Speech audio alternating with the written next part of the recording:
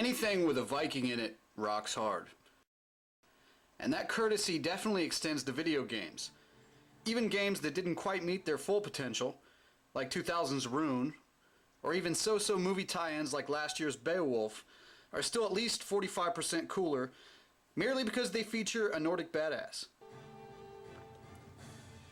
Base an entire game on that concept and slap the simplest title on it imaginable, just Viking, and how could this not loot your living room and rape your wife? You are Skarin, a blonde Arnold with an axe in one hand and a sword in the other. Turns out he's Midgard's last hope against an evil goddess, Hel, and her Urukai-like minions that are dead set upon conquering the world. That's about as much of a setup as you get, and the way the story is delivered is nothing to write home about either. So yeah, the lack of a plot and the lack of real character development for Skarin are definite weak spots here. But the devs' intent to bring a film like Braveheart to life are not only admirable, they damn near deliver. As Skarin, you'll traipse around a fairly open world where mission objectives are doled out by fellow Vikings like they might be in an RPG. Bring us the Legion insignia, warrior. Only then will we join you. Only this is not an RPG, but a combat-based hack and slash with a few light strategic elements.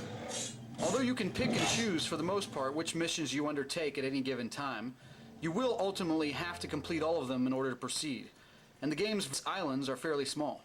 Even so, you have the much appreciated ability to teleport from location to location via magic stones that exist to serve this very purpose. And the game's penalty for death? Basically just send you to the nearest stone and force you to take another hack at that mission. The added freedom doesn't allow for open world Grand Theft Viking antics, but it's a fresh breath of air to the hack and slash genre. That one's kind of hard to say there. One that usually restrains you to moving from point A to point B, killing everything in between. It's also cool to build your army for an eventual siege on an enemy stronghold that will pit an army of your allies against an army of your enemies, Dynasty Warrior style. Only cooler than that sounds. Hell, you'll even be able to call in airstrikes thanks to the dragons at your disposal. The sense of accomplishment you get as you clean each map of its enemy infestations and build your army of mead-slurping Hagars is immense and injects the game with an addictive quality that few, especially few in the genre, actually possess. Of course, the game does suffer from some repetition in form of its enemies, of which there is very little variety, and even though you can train to learn new attacks, it's easy to spam a few of the earliest ones to dispatch the baddies over and over again in the same way.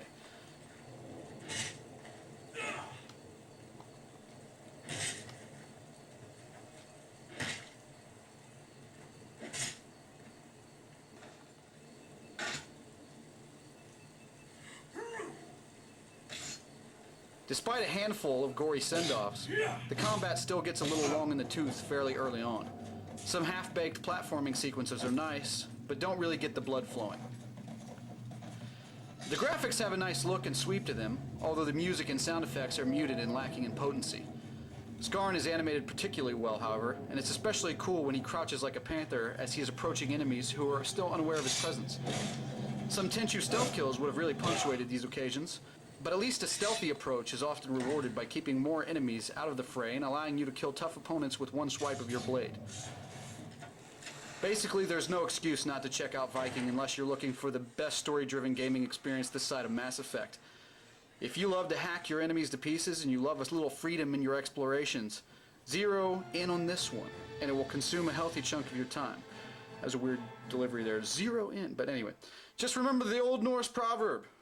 The deeper you go into the forest, the more things there are to eat your horse.